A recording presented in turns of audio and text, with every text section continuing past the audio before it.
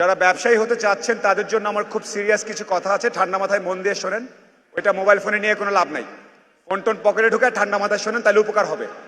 আপনারা সবাই এখানে আসছেন ব্যবসায়ী হতে বা এখন ব্যবসায়ী, ওই রিলেটেড কিছু কথা বলি। তার আগে ইকবাল ভাইকে পই পই করে আরেকবার ধন্যবাদ আমাকে দাওয়াত দেওয়ার জন্য। আমি এই স্টেজেই বোধহয় কথাটা বলেছিলাম, তারপর বুঝলাম না এটা ভাইরাল হয়ে গেল কি কারণে। সো আমি অনুষ্ঠানের মাঝখানে যখনই আমার কোনো কথা ভালো লাগবে আপনারা চিৎকার করতে পারেন পই পই বলে। So that's fun. Coming back, ব্যবসা খুব কঠিন জিনিস, রাইট? আপনারা এখানে ব্যবসায়ী হতে চাচ্ছেন, অনেকে এসছেন, অনেকে অনেক কিছু বলি আমরা।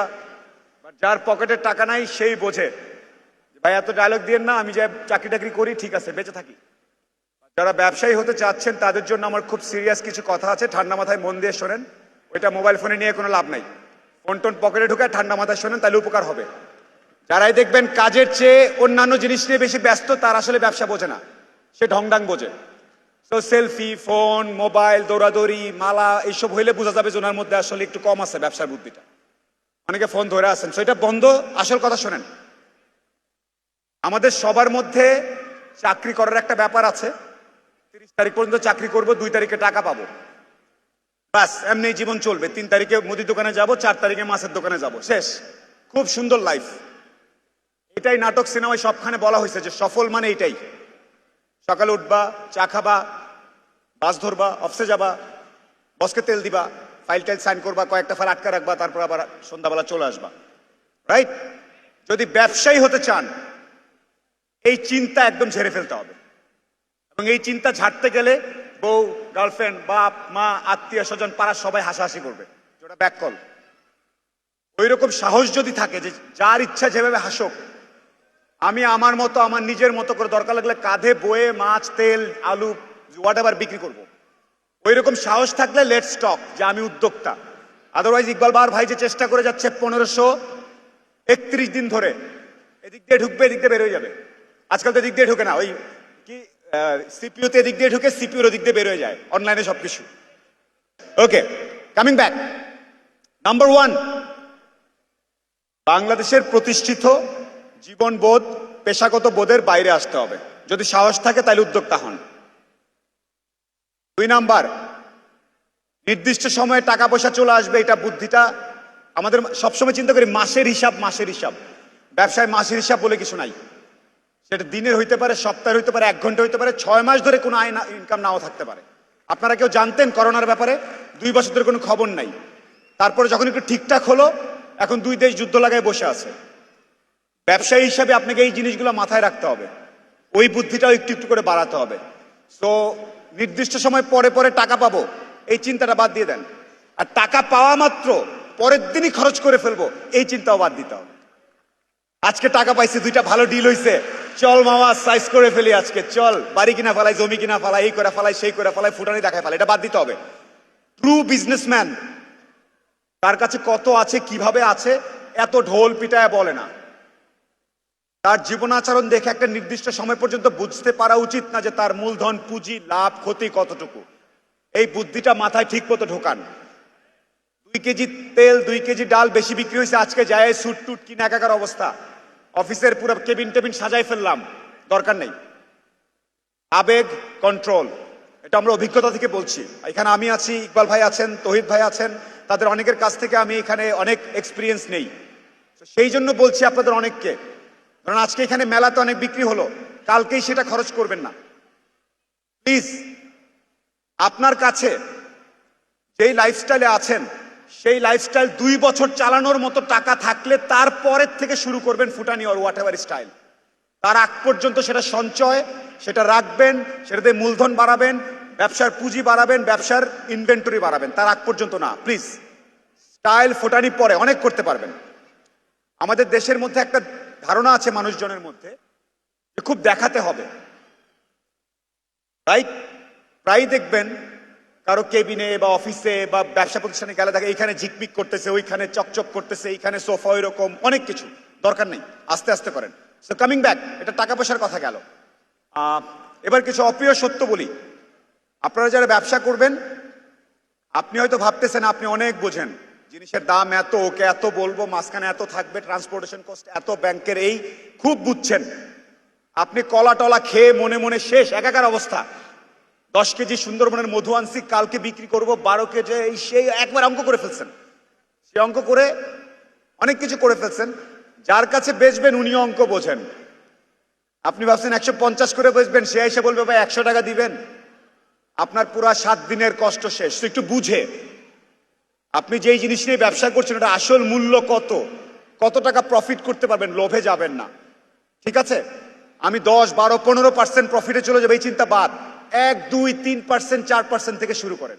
তার মানে কি শুনবে, 100 টাকার মাল কিনে 101 টাকা বেচবো, বেচেন আস্তে ধীরে, স্লো স্টেডি। অনেকের মাথায় আছে এই চিন্তাটা, 100 টাকা দিয়ে শুরু করে আমি পরের দিন 150 হয়ে যাবে, হবে না। এটা যদি কেউ বলে থাকে ভুল বলছে, মিথ্যা কথা বলতেছে আপনাদেরকে। এবং আমরা তার কিছু ফলাফল দেখতে পাচ্ছি, আজকে দেখতে পাইছেন অনলাইনে অনেক জায়গায় 100 টাকার বাইক, অমুকের বাইক, তমুক এই সেই করে অনেক কিছু করলো, শেষ ফলাফল কি, জেলখানা। তাড়াহুড়ার দরকার নেই। আরেকটা অপ্রিয় সত্য কথা বলি ব্যবসায়ীদের জন্য, পার্টনারশিপ। আপনার জানের বন্ধু, দোস্ত, পাগল হয়ে যাচ্ছেন, ছোটবেলা থেকে একসাথে, হাই স্কুল থেকে একসাথে মেয়েদের স্কুলের সামনে দাঁড়াইছিলেন, ওই বন্ধু আমাকে বিট্রে করবে না, হতে পারে না, কিন্তু পই পই করে করবে। So, in business, everything should be written, documented. Everything documented, দলিল দস্তাবেজ করে তারপরে। মুখে মুখে বলছিল ওইটা হইলে ওখান থেকে আমাকে ওইটা দিবে, ওইটা দিয়ে আমি এত শতাংশ জমি কিনবো। দোস্ত এখন কি বলতেছো, এটাই নিয়ম পৃথিবীর। ইন বিজনেস আশেপাশে পার্টনারদেরকে যারা নিয়ে আসছেন তাকান, দোস্ত তুই কি এরকম, হ্যাঁ আমি এরকম। Make sure in business your documentation is done properly. ঠিক আছে, ডকুমেন্টেশনটা একটু মেনটেন করবে, এটা নিয়ে অনেক ঝামেলা হয়। আচ্ছা, আরেকটা জিনিস বলি, আপনি দিবা স্বপ্ন দেখাটা একটু কমাতে হবে। যেই সেক্টর নিয়ে ব্যবসা করছেন সেই সেক্টরের পুরো আদ্যপান্তটা বুঝতে হবে। ধরেন আপনি কোনো একটা জিনিস নিয়ে ব্যবসা করেন, সেই আড়তদারের ওখানে গিয়ে আড়তে বসছেন, আড়তদারের সাথে তো কথা বলতেছেন, ওখানে যে কুলি মজুরটা যে ক্যারি করে নিয়ে যায় ওর সাথেও কথা বলেন, যে কাহিনীটা কি, বলতে বস্তার কাহিনীটা কি।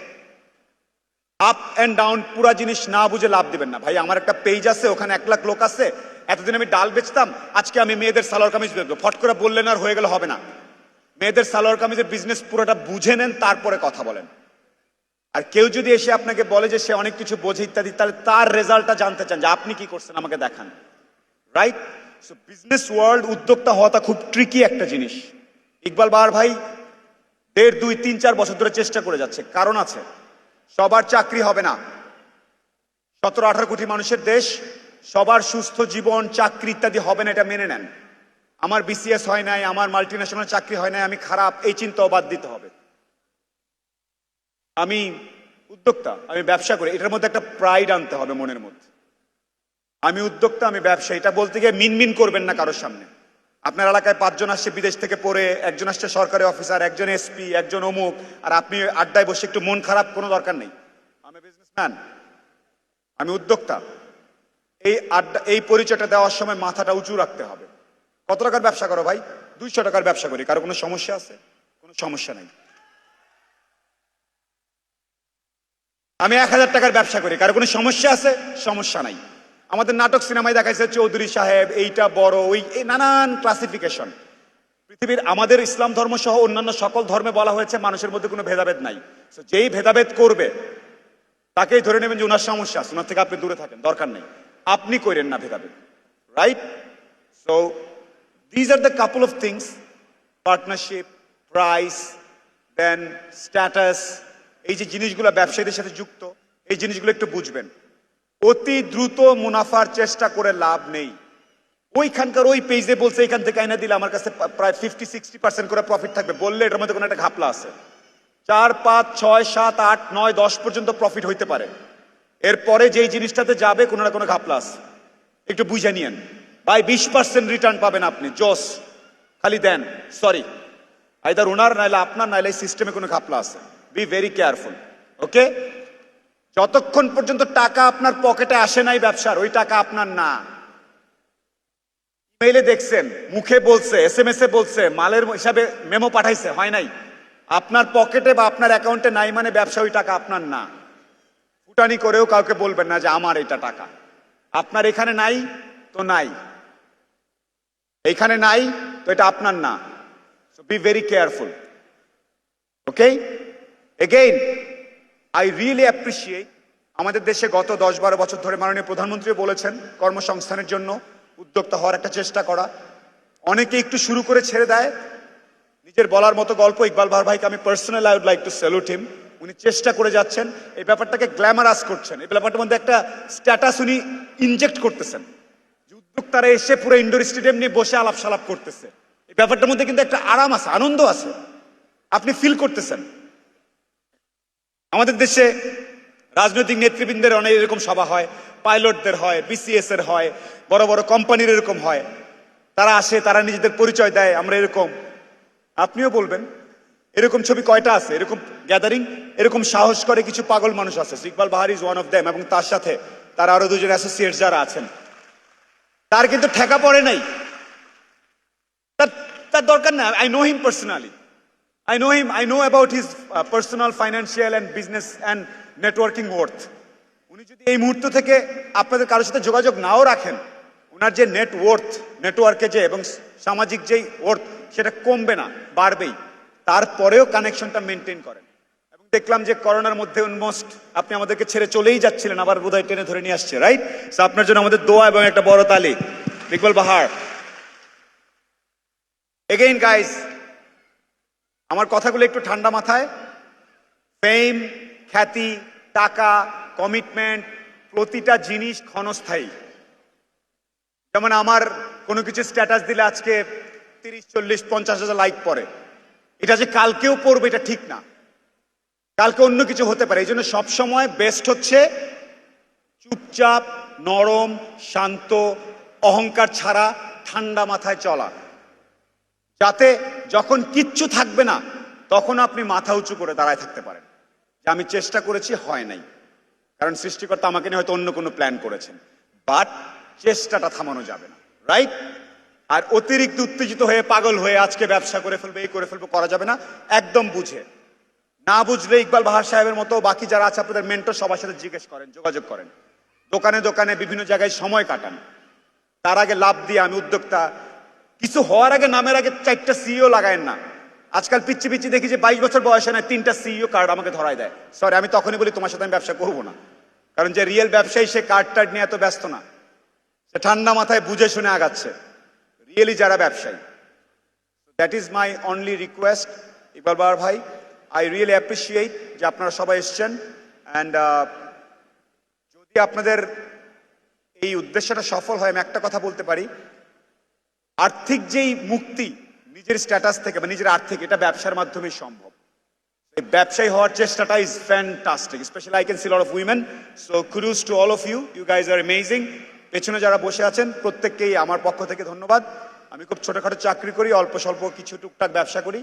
আই হ্যাভ নাথিং, অতটা বেশি কিছু না, but I prefer to come, মাঝে মাঝে এসে কথা বলতে পছন্দ করি, সেই জন্য আজকে আমাকে দাওয়াত দেওয়া হয়েছে। And I am much oblige to all the organisers of নিজের বলার মতো একটা গল্প ফাউন্ডেশন। আপনাদের সবাইকে অসংখ্য ধন্যবাদ।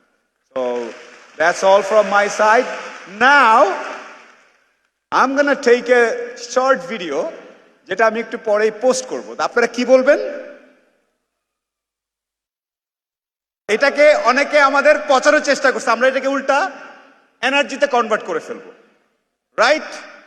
সো কি করা যায় আমি দেখি, চিন্তা করে দেখি কি করা যায়। দাঁড়ান, কি বলা যায়? আমরা একটা লাইন বলবো, আপনারা আমাকে কতটুকু ভালোবাসেন আমি বলবো, তারপর বলবো পই পই করে ভালোবাসি, বাস এইটুকু বলবেন। ডান? আমি এর পাশ থেকে পুরোটা দেখাবো। আমি যখন বলবো তখন সাউন্ড করবেন। ওরা কিন্তু দেখে নাই, ওরা ভিডিওতে বুঝবে না যে কোথায় দাঁড়ায় আছে। রেডি? আপনারা আমাকে কতটুকু ভালোবাসেন? কতটুকু শুনতে পাইনি।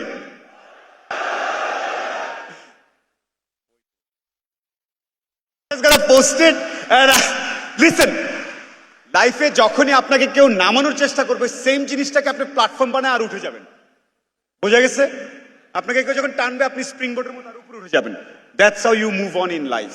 Thank you so very much to নিজের বলার মতো একটা গল্প foundation and specially mister Bahar. And I must take a picture.